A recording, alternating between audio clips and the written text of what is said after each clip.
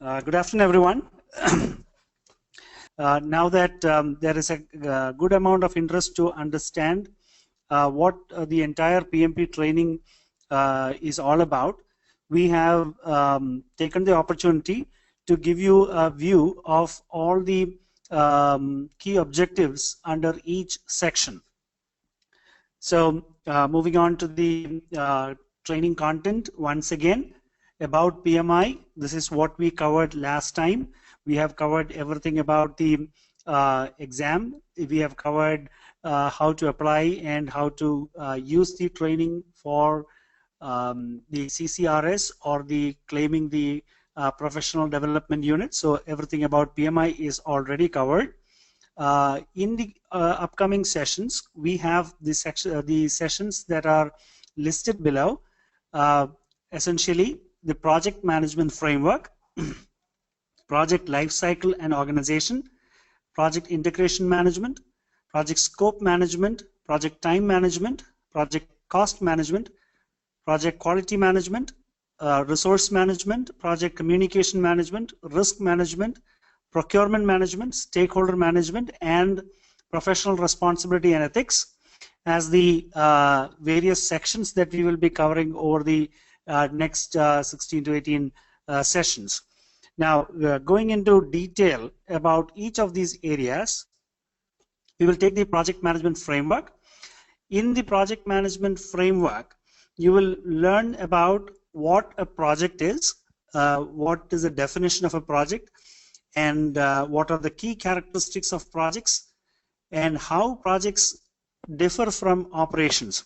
I had given a brief introduction about that in the questions that were related to some of the practitioners who asked whether their experience in manufacturing would count as projects. So you will understand in more detail about projects versus operations in this section. Project management in general, you will understand more about the PMBOK guide. There is a guide that is published on the body of knowledge. And you can learn more about it in this session. The various PM processes and knowledge areas. The entire PMBOK or the body of knowledge is divided into 47 project management processes. And this is grouped under 10 knowledge areas. And the knowledge areas are the ones that start from integration management, scope management, time management, cost management. All of these are knowledge areas, and all of these knowledge areas are further, or the processes are also grouped under process groups. There are 5 process groups, namely the initiation, planning, execution, monitoring and control, and closure. So these process groups contain the 47 processes, which are also grouped in another horizontally grouped under knowledge areas. So you will be given an introduction about that.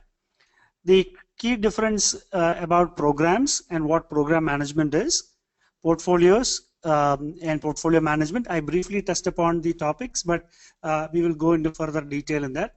And project management office, how to run and set up and run a project management office, how to be part of a project management office to contribute effectively in your organization. All of this is covered under the project management framework. So this will be one of the first sessions we will start into when we start the training sessions, which are going to be evenly paced from January 23rd onwards. So this will be the first session. And as you may know that we will have around 16 to 18 sessions of 2 hours to cover the 35 contact hour requirement, and the topics that we have are only around 12. So most likely these chapters would overlap between 2 sessions. The next is the project lifecycle and organization. The key learning objectives is how it interacts in the system. Sorry about that. Okay, how it interacts in the system and analysis in the organization.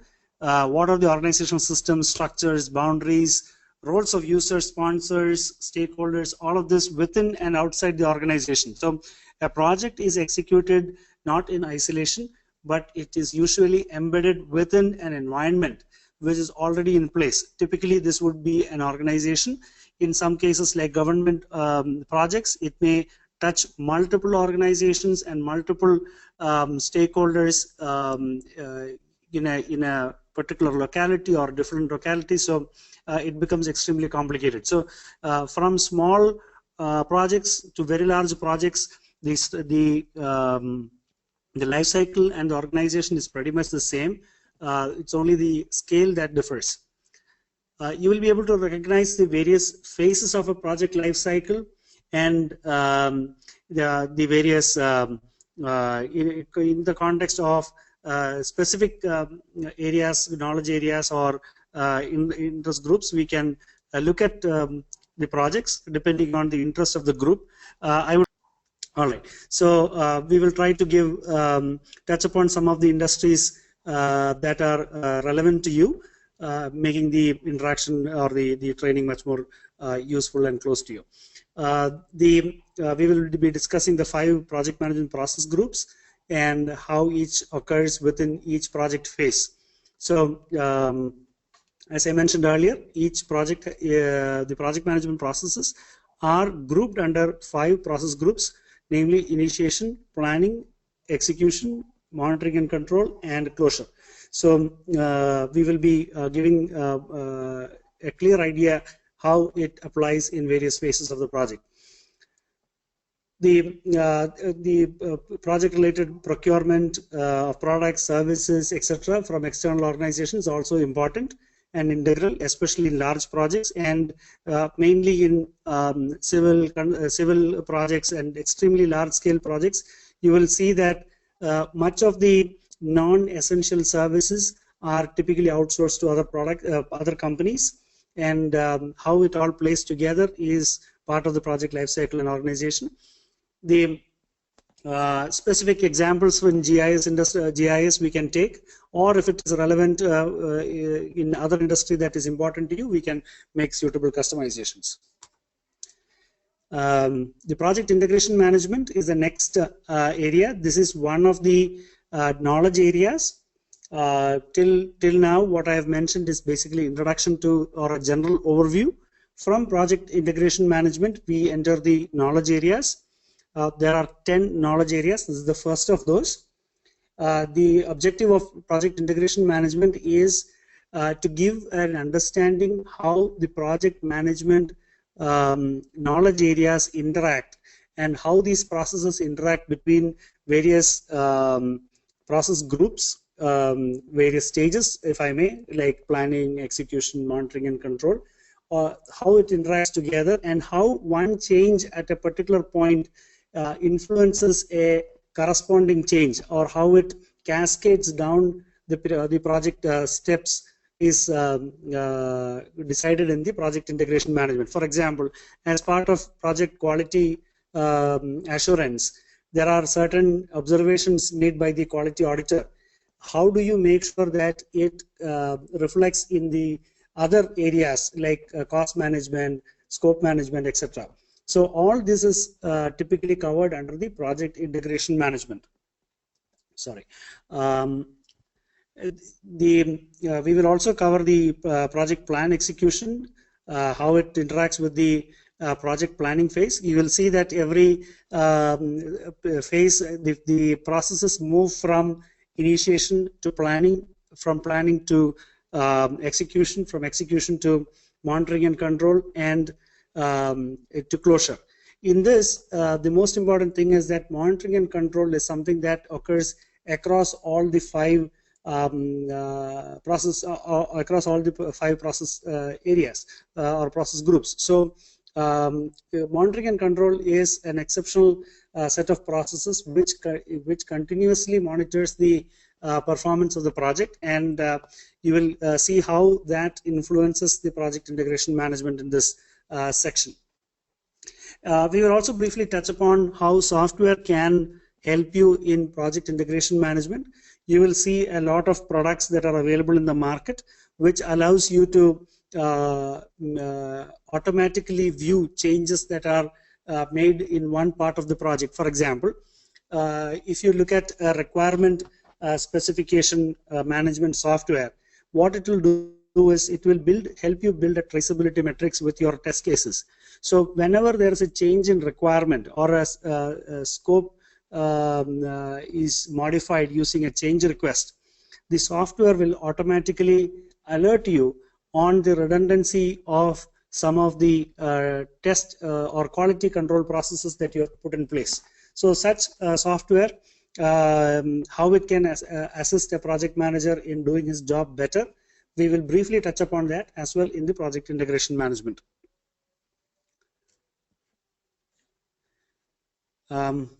Next is the project scope management.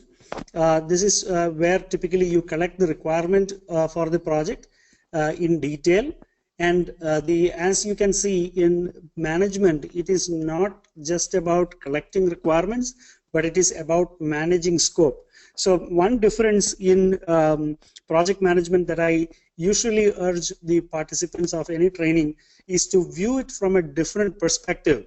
We are not talking about scope control or cost control.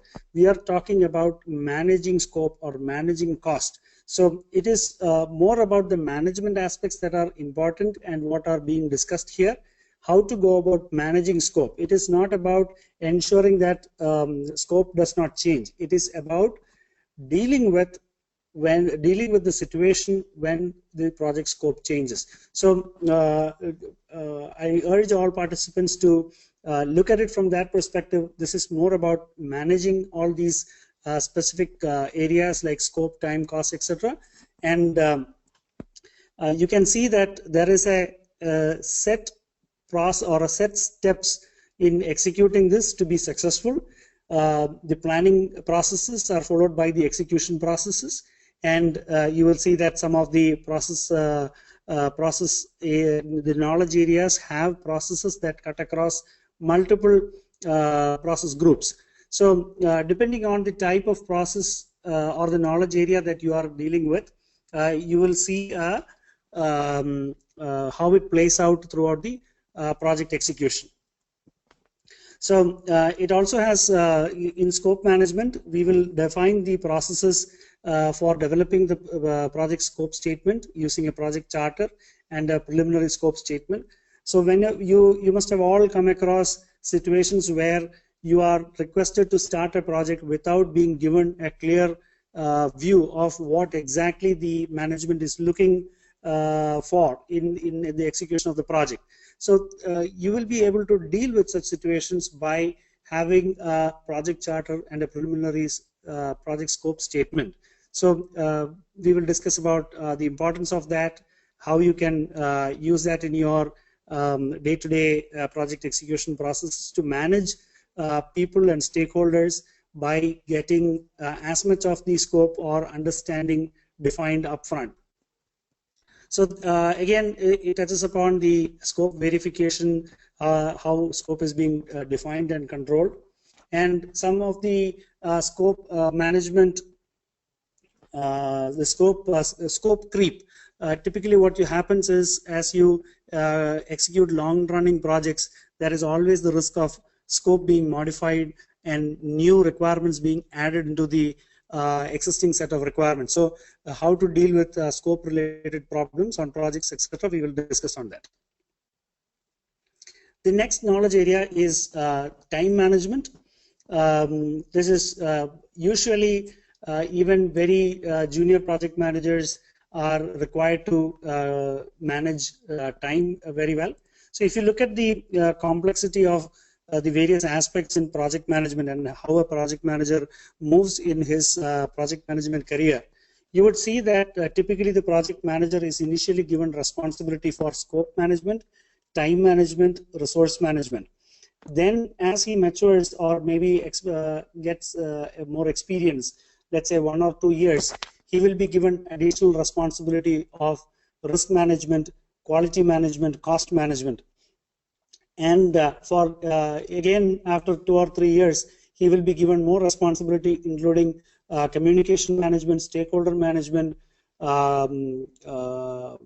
integration management, and even for procurement management. So typically you can divide this into 3 clusters, and time management is probably one of the very basic and essential part of project management, and useful for even junior project managers. You can learn about developing project schedules and project time management, how to ensure good time management. There are various software products also available. We will briefly touch on the software products. There are certain graphical representations like the Gantt chart, which is frequently used today, especially since it comes as part of the project management software, and is very good visual representation. And we can also briefly touch on some of the very latest techniques that are used in Agile. Very briefly, not exactly related to this, but more from an interest standpoint, we can even touch upon some of the burn down charts, etc., which are relevant to the new age method of executing projects. So overall, we will be looking at project time management. These are the various aspects in time management that we will be discussing and going through. The next is cost management. This is very critical. Usually mid-level project managers and senior project managers are responsible and accountable for cost management. So this is where most of the projects fail. Even if projects typically complete the requirement scope and time, usually there will be cost overruns, and it is very important that the project manager is able to plan very well and mitigate necessary risks in cost management. So we will go into great detail on the basics of cost management principles, and we will also look at different costing methods, the estimations, etc., so that you can arrive at a more accurate estimate over the period of execution of the project. There is also steps involved in the cost budgeting and cost estimation. And we can look at what earned value management and how that helps in giving a clear picture to executive management on the progress of the project. Again, software plays a significant role in cost management. Today, it is very difficult to run large-scale projects by collecting information and putting it together using spreadsheets or even written down costs and etc. So there are ready-made software which are very equivalent to a ERP kind of system, which allows you to assign costs to the various aspects of the project and then automatically get the burn down or the budget expenditure, etc., as the project progresses. So we'll briefly touch upon the software aspects, but mostly it is going to be about the concepts in cost management. The next knowledge area is project quality management. The importance of quality management and defining quality for a specific project. Some projects will have very stringent requirements of quality, whereas certain other projects may not have such stringent quality requirements. So the project manager is expected to behave according to the need of the project rather than applying a very stringent quality requirement for all projects. So quality is a perspective from the end user. So understanding how to apply the right quality control measures and the right quality assurance standards is very important. So this section gives you a good overview of quality management. So the next is project human resource management.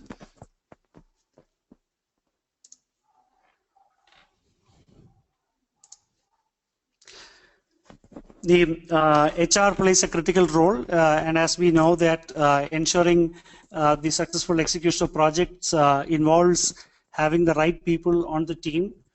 So people are a critical part of project execution. So the getting the right people on board is critical.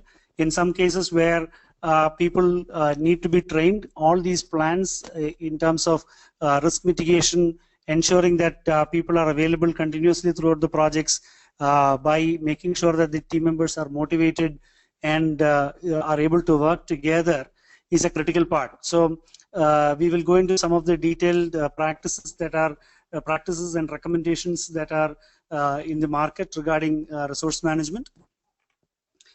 And It will also give us an idea about this section. Also gives us an idea about the influence of organizational structure, how the reporting hierarchy is required to be made to ensure that team members are motivated and have got the right guidance from leadership, be it technical or functional leaders, or from project leaders on considering the importance of the project. The metrics is designed. Again, in addition to that, to keep the team members motivated and to help them work in a collaborative fashion throughout the project, we will have team building activities and reward mechanisms. So all these aspects are discussed under the project human resource management section or knowledge area.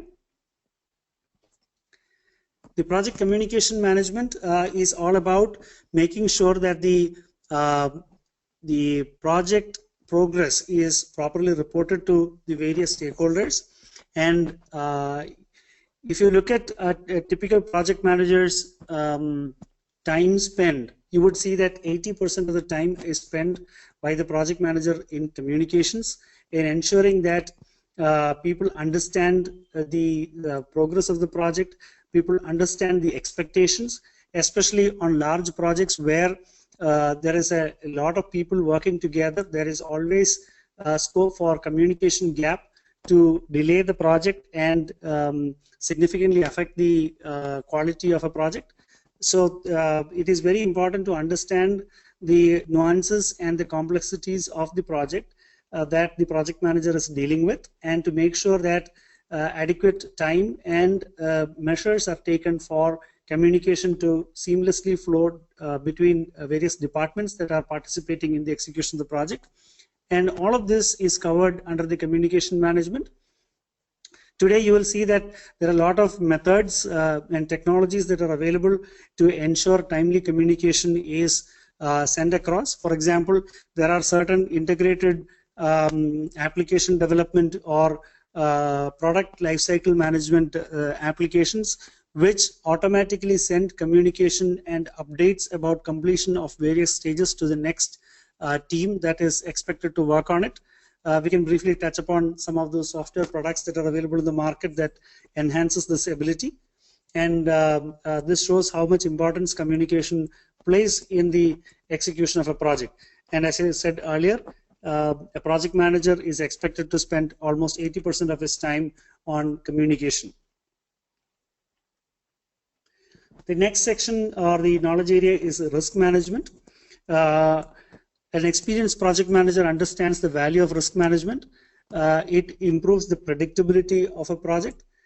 You will be able to make sure that whatever you have committed to various stakeholders can be met by adequate risk management and also making risk response strategies. So all of the risks that are related to a project are identified, assessed, and responses are designed to make sure that in the event the risk occurs, there is an instantaneous response with a pre-planned action plan to take care of the situation.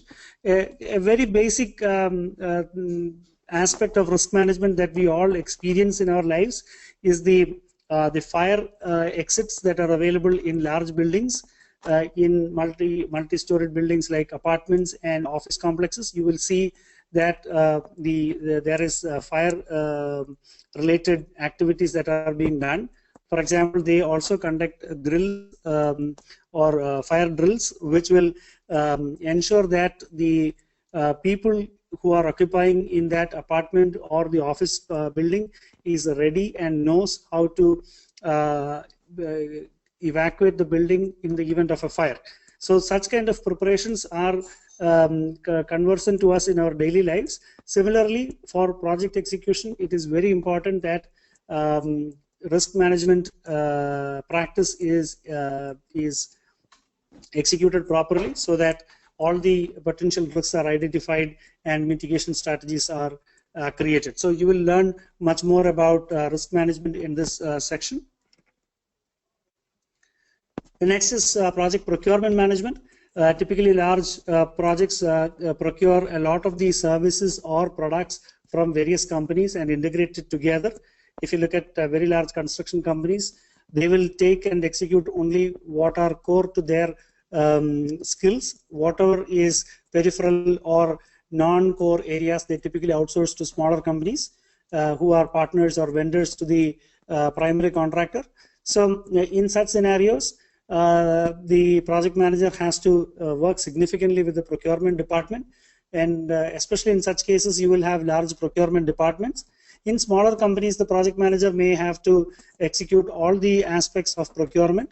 That is why PMI has introduced a very basic introduction to procurement management in this section. It is not very difficult. It gives us basic idea about what are the different procurement methods and the advantages and disadvantages of choosing the contracting models. So all of those will be provided here, and usually in large companies there will be a procurement department that the project manager works very closely with. So PMI has ensured that by giving an introduction in this section, a project manager is able to work on his own or work effectively along with the team of procurement management team in the organization. There is a new section that has been recently added in the PMBOK version 5. So for a very long time, from the beginning of PMP certification, they had only 9 process areas. But in the last revision, they have included stakeholder management, because it has been identified that the success of a project is critically affected by stakeholder management. How you manage stakeholders determines whether a project is successful or not. So usually when you look at a lot of these government projects, you will see how managing forces external to the project are important. Like for example, when there is a highway construction, there will be environmentalists, there will be local associations or groups that try to prevent or require changes to the original plan.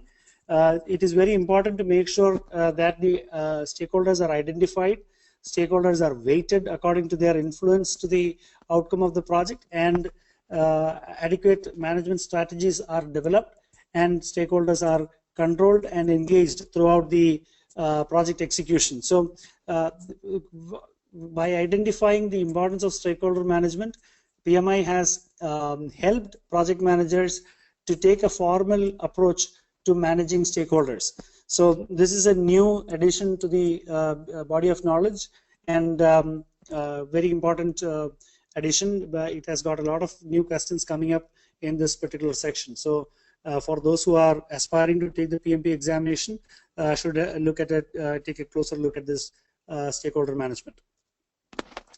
Then there is the professional responsibility and ethics. The key learning objectives is to make sure that you can identify and address the various ethical issues that are in practice. There will be questions that are related to ethical activities like paying bribes, etc. Whether even if the processes or if it is an accepted mechanism in certain countries or certain societies to accept bribe, from a PMI perspective, giving or taking bribe is not considered as an ethical practice. So there will be questions similar to that, and there will also be the questions related to conflict of interest of the individual. For example, if a project manager owns equity in a supplier company, the project manager has to make sure that he is not part of the decision making team to award the contract to the vendor company. So these kind of conflict of interest, etc., are discussed in this section, and there are certain guidelines that they provide in terms of how to deal with certain situations. You have to be aware of that and make sure that you respond to the questions in such a way that are aligned with the PMBOK or PMI standard related to responsibility and ethics. So these are the areas that, so with that we end the training. So the various chapters and the sections that are related to the PMP training are mentioned here. The workshop agenda is basically to understand the formal project management framework with the use of PMBOK 5. It'll also give you confidence to implement the POK knowledge in your regular project management activities that you conduct. Some of you may not be full-time project managers, but project management is a life skill. Therefore, irrespective of the area in which you work, project management becomes very useful for being able to deliver outcome in a predictable manner with high quality. So the sessions will give you a very good insight into how to conduct project activities. It also qualifies you to write the PMP certification because there is a requirement of 35 contact hours for writing the PMP exam. This course allows you to claim those 35 contact hours provided you have attended all the sessions that we are conducting on this as this part of this training program. You will have adequate opportunity to work through some of the knowledge area questions. We have broken the entire content by knowledge area, and each knowledge area, once we complete that, you can do a set of questions that will prepare you for the specific knowledge area, and you can also have a simulation exam at the end of the training. This will also give you the confidence to write the PMP exam. The basic idea is if you can score more than 80% to 90%, anywhere between 80 and 90% in the final simulation exam, you are pretty much ready for the taking the PMP certification exam. Of course, scoring 100 is always good. The content is divided by knowledge area. So we will give an introduction on the project management framework, followed by the life cycle and organization. Then each of the knowledge areas like integration management, scope management, time management, cost, quality, human resource, communication, risk, procurement, and stakeholder are the various knowledge areas. In addition, you have a few questions from professional responsibility and ethics, which are related to how you conduct project management activities, how your decisions should be influenced during conflicting situations. So that is the professional responsibility and ethics questions, and we'll have a short area on that. We will also have a final quiz that will take you through the simulation of the entire content. A brief introduction about PMI. PMI is a not-for-profit association. PMI is one of the largest membership association in the project management profession. It was established in 1969, and it has its global headquarters in Pennsylvania, USA. They have over 300,000 members worldwide. Actually, this is slightly outdated. Currently, they have more than 450,000 members worldwide, and PMI is engaged in the advocacy of the profession. They have also come out with a new set of certifications and professional standards in specific areas like program management, portfolio management, etc. So it's a evolving organization. Recently, they have launched the ACP, Agile Certified Professional course as well, which focuses on the Agile project management methodology, currently very popular in IT organizations. So they have come out with a standard which is essentially far more broader than the specific Agile methodologies like Scrum, etc. So they are always continuously updating in tune with the current market scenario. It also gives a lot of opportunity for people to have professional development through various certification, networking, and community involvement opportunities. You can volunteer in the PMI organization, and you can be involved in some far-reaching goals that the PMI organization is driving across the globe in various industries, which will also give you an opportunity to work with various people in different verticals or domains, and thereby giving you a lot of exposure and breadth to your experience in project management. So that's about PMI.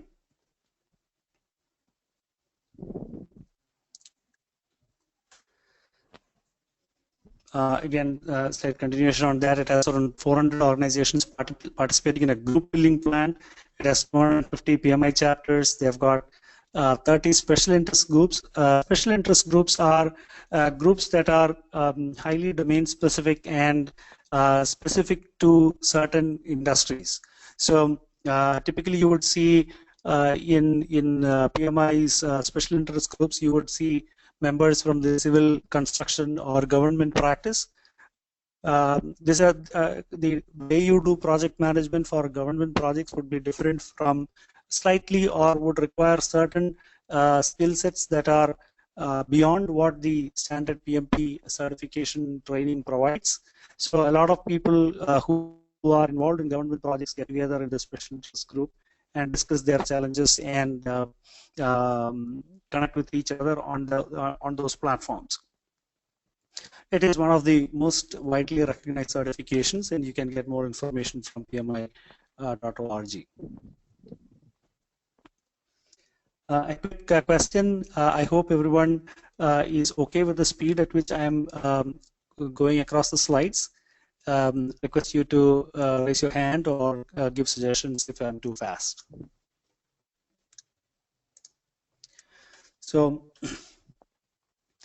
the project management publications produced by PMI include periodicals, a quarterly project management journal, a monthly PM network, a monthly PMI Today magazine.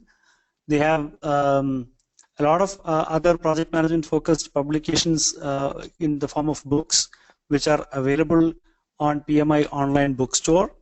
They also have recently acquired a project management community website called Gantt, and they have rebranded it as projectmanagement.com. Gantt, before its acquisition by PMI, had more than 1.3 million members. The PMI certified, past certified, and current members together is around 700,000 people, but you can see that the Gantt group had a much larger set of people coming in a project management background, including people working in Prince2 framework, people working in agile methodologies, coming all together on that platform. So PMI has acquired that platform and is now made available through www.projectmanagement.com. I would strongly request all of you to take a look at this website. It is very rich in content, and it's got very wide variety of topics and templates. You can get a lot of project management templates or ready-made plans from those websites, and it is uploaded by people like you and me who are working in projects and have experience in specific areas. They would be uploading their project plans. It will give you a good start when you are running your own project. Like for example, if you have a CRM or a ERP implementation, you can look at the available project plans that are available there, and it will give you a good place to start. And of course, you would have to customize it according to your specific organization's requirement. But overall, it will give you a good start to come to speed very quickly. So projectmanagement.com is a very useful site for everyone. It has a paid membership model, but all members of PMI are given access free of cost. So there is some content that is free, some content that is paid. All members of Project Management PMI will get free access to the entire resource base.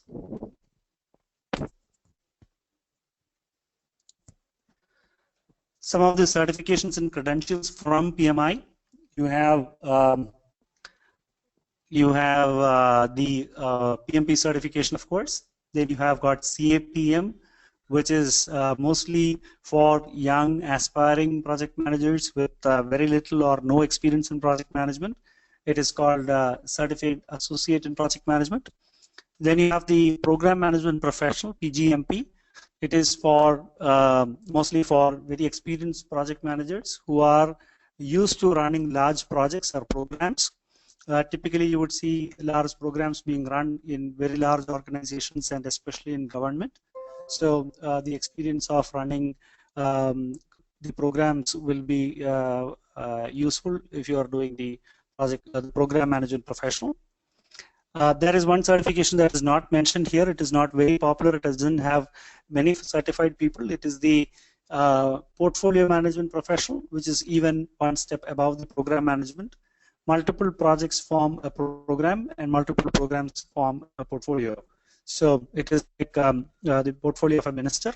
So at that level, or a portfolio of a vice president in a corporate scenario, he would be running multiple programs simultaneously. So the portfolio management professional certification will give insight and help the person in executing large-scale portfolios very easily.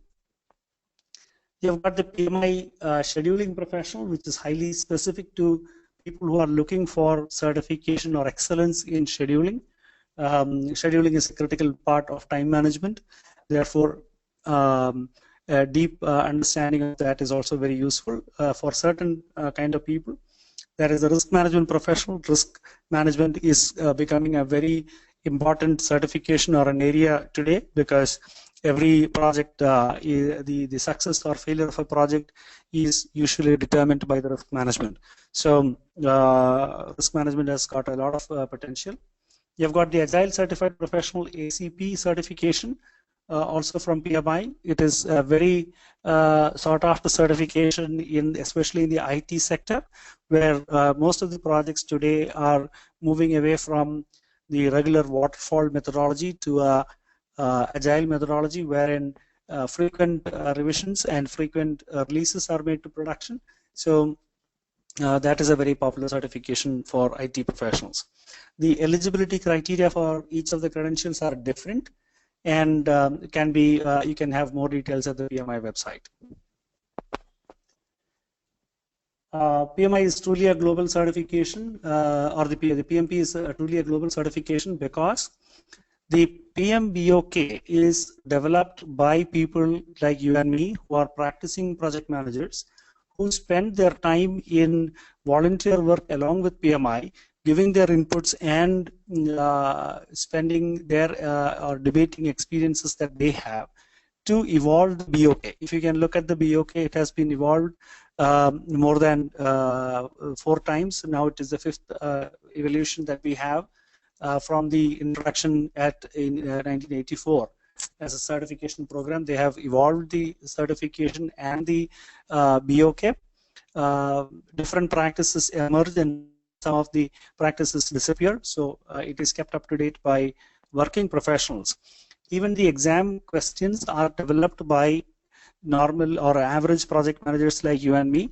The PMI uses a volunteer day program to get project managers, working project managers, to come together and develop the question bank, and it is taken through a very rigorous qualification process before it comes into the certification pool of questions. So it is a global program in every way. It is not specific to US, where it has originated. Today, people from all over the world contribute to its development. And they have regular events, which they call as they have got national conferences across the world. In India, also they have the national conference, and these conferences are conducted in specific region-wise. They have got various regions. Each region will have their own network and events where people in that region typically go and participate. So it gives an opportunity to meet other project managers, understand how they execute projects in other countries and other organizations, and learn best practices from each of these areas for execution in our own environment. It is ISO certified and accredited to the ISO organization. So that also gives it additional credence. So PMP certification is typically asked for by corporates, primarily because it gives consistency of project execution across various people. Now, if people continue to execute projects without a constant or a consistent structure, predictability is reduced. Some people, typically it is also in IT industry, some of the developers are called cowboy coders. This is because they work by themselves. They will drive the development activity in a particular direction. Similarly, in project management also, you will see some of the heroes in project management executing projects in a non-standard manner. The challenge with that is it reduces predictability within the organization. It reduces the visibility that the management has in the progress of the project. So it becomes a microclimate or a micro environment where things happen differently. So companies prefer people who can follow a structured methodology and which is consistent across the globe. So projects executed by PMP certified project managers are usually consistent of where it is executed, whether it is executed by project managers in India or whether it is executed by project managers in Britain or in the US. It will follow consistent steps and processes because they all adhere to, and usually PMP certified people are very passionate about the PMP certification process and PMI, and would try their level best to comply with these processes. So this is what we have seen in action. So this is one of the primary reasons why companies ask for the PMP certification. And it is also a choice among many industries because some of these industry groups have worked very closely with PMI in making sure that their areas of importance or preferences are also incorporated into the BOK or the PMBOK. So industries like civil and especially the Department of Defense in the US, etc., have been very instrumental in shaping the BOK.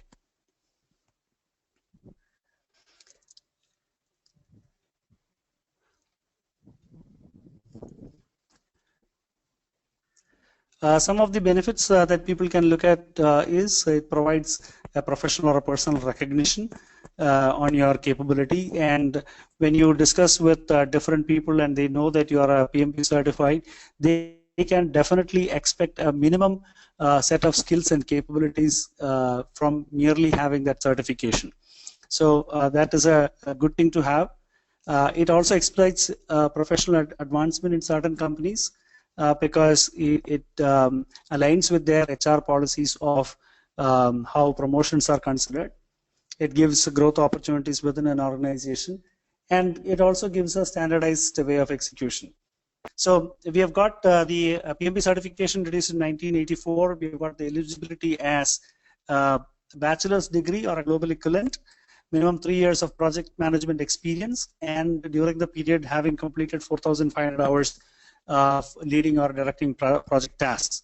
You need not necessarily be a project manager during that period, but you should have significant experience in the various knowledge areas. For example, some people may have experience only in schedule management, cost management, and resource management, so which is also fine.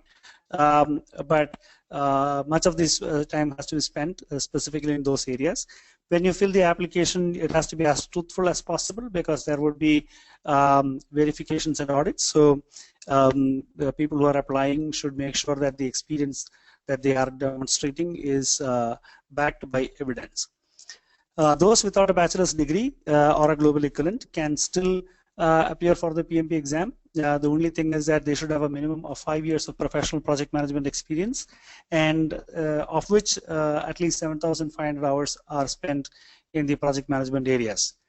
You require 35 hours of specific project management education, which is provided by this course, and you need to pass the examination. Typical pass mark is around 70%. They do not really disclose what exactly that is, but it is in the whereabouts of 67 to 72%.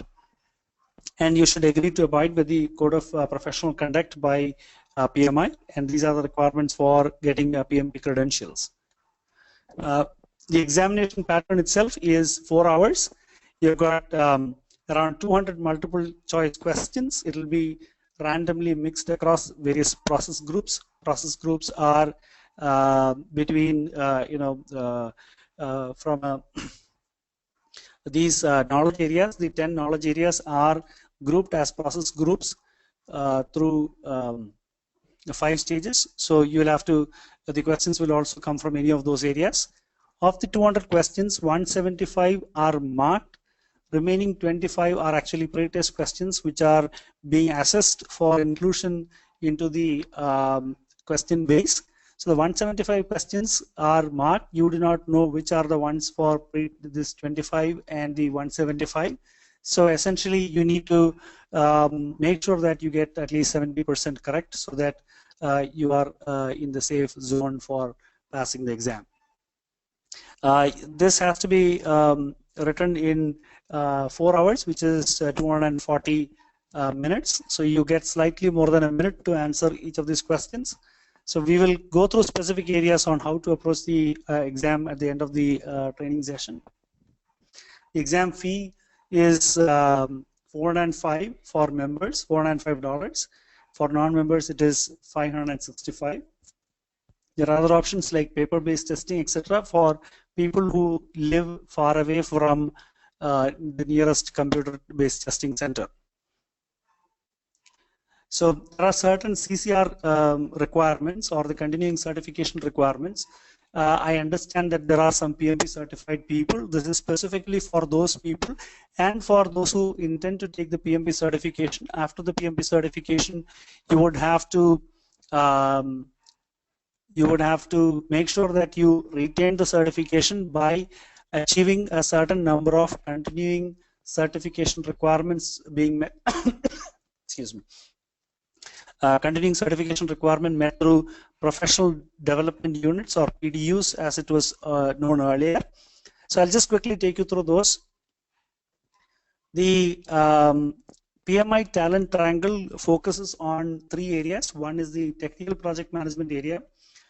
They conducted a detailed survey, and 66% of organizations said that the technical project management areas are very important. For example, technical project management in civil construction is different from IT or from any other project scenario. So the knowledge of specific civil project management is important. So people should make sure that they get trained through technical project management areas, not necessarily from PMI, but any training or any capability development done in that area is also considered for retaining your certification. Similarly, leadership is another critical area, and some of the points or some of the hours have to be earned through trainings in leadership areas. Strategic business management, again, one portion of the PDUs should be earned from strategic business management area.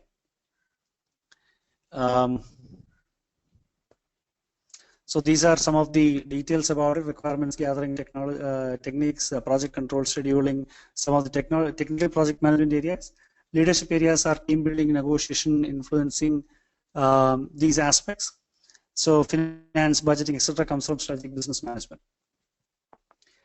There are no new categories added or anything eliminated for the PDU earning process. You have got category A for all the trainings that you have attended with a registered education provider like Mentor Global.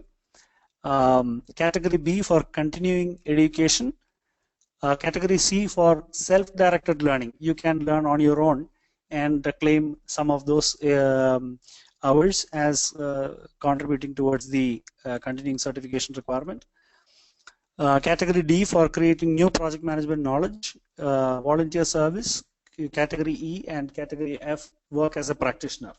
So some of these were earlier known as contributing back to community. So like work as a practitioner and volunteer service, etc. comes under that. The total 3-year PDU requirement is also not going to change for those of you who had certified earlier and wish to claim PDUs for this course.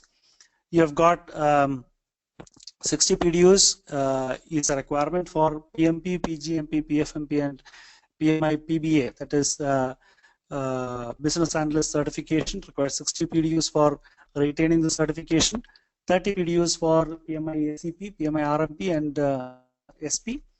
Education requirements: 35 PDUs with at least 8 technical PDUs earned from 8 technical areas, 8 PDUs earned in the leadership area, and 8 PDUs from the business or strategic area. Remaining 11 in any of the triangles. So essentially, 35 PDUs have to be from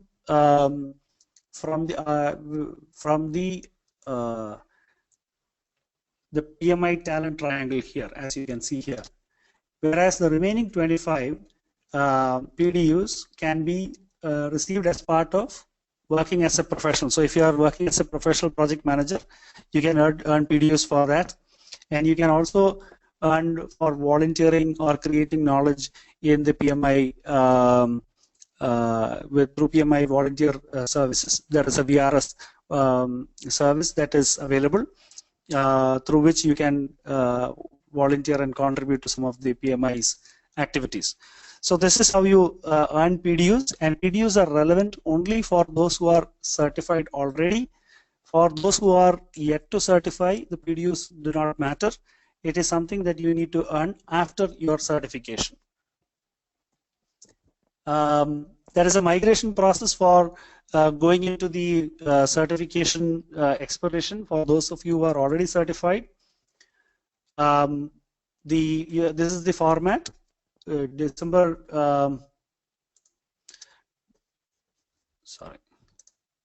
2017 and beyond, you have to classify PDUs according to the new CCR format.